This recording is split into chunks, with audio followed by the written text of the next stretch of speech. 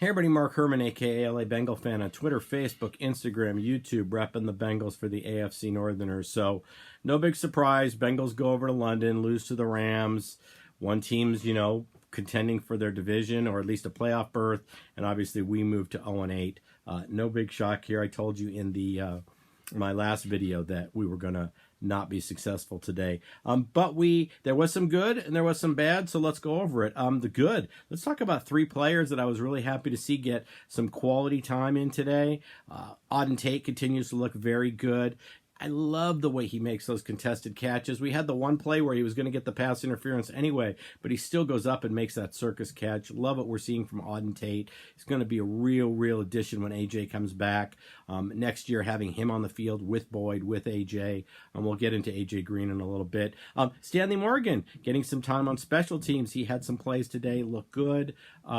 Also, Pratt, although I know he was burned for the first touchdown in coverage on Reynolds, bit a little bit on the play action, took a step forward and let the receiver get behind him, but he's out there learning. That's what he needs to be doing. He needs to be out there learning.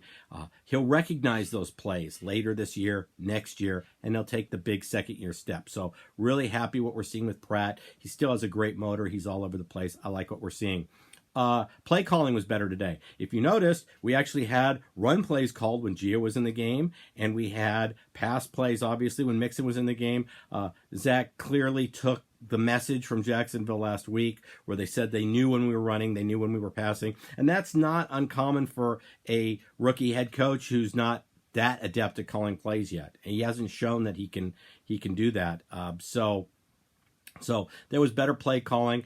Also, we did what I was asking for earlier in the year, which was we passed to set up the run. We stretched the field. There was one play where Andy Dalton, on I think it was either 3rd and long or 4th and long, launched one. He overthrew the receiver, but it stretches the field. That is how you use the pass to set up the run. That opened up some running lanes for both Mixon and Gio. We had a couple of our longest runs of the season. It's sad when you talk about a 28-yard run or something being the biggest run of the year for us. It just shows you how much we struggled with that aspect of it, but it takes pressure off your offensive line. It helps everybody out, and it's what we haven't been doing. So it was better to see better play calling. So you saw the Bengals moving the ball, and also we saw better execution, both on offense and in defense. Although the defense played, they gave 3 straight possessions in the second half, 3 straight stops where they got the ball back to our offense and our offense couldn't move it. So we still have issues, but overall it was a better game. It wasn't as bad as what we've seen.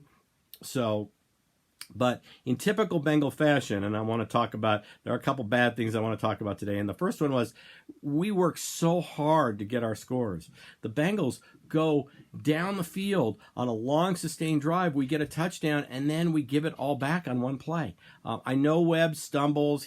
It's sad because he read the play out and then slipped, and Cooper Kupp catches it and goes 64 yards or whatever for a touchdown. But it's so typical Bengals to work so hard for a score, tie the game at 10, and then give it back on the next play.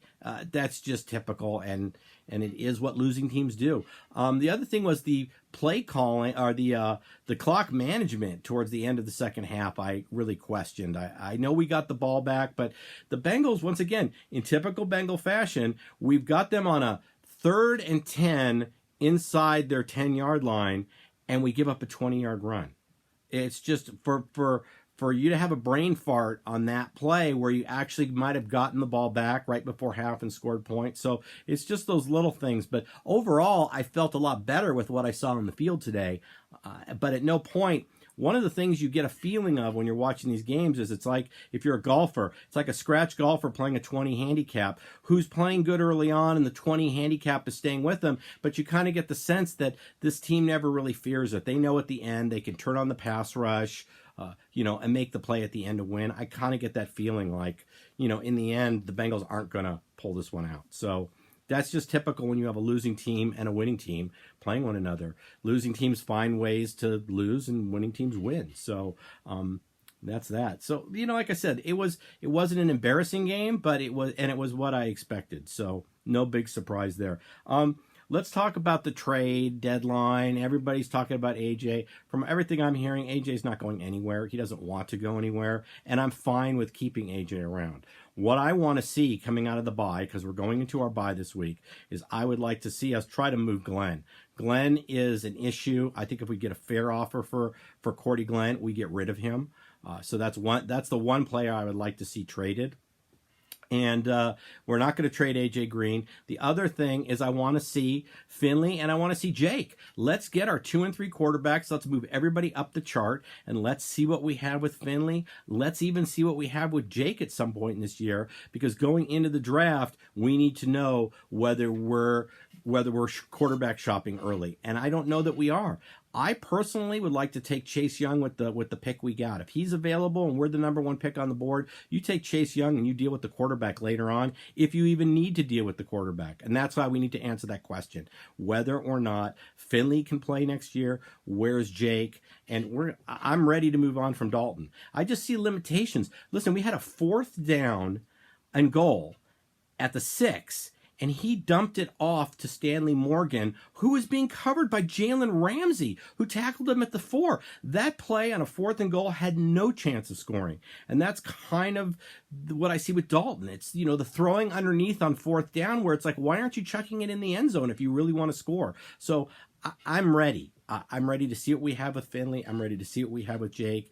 We're going into our bye week, and I'd like to move Cordy Glenn. And I'd like to, if AJ's healthy, I'd like to see AJ back after the bye. And I would like to see, because that will really help out Finley if he's going to make his debut after the bye.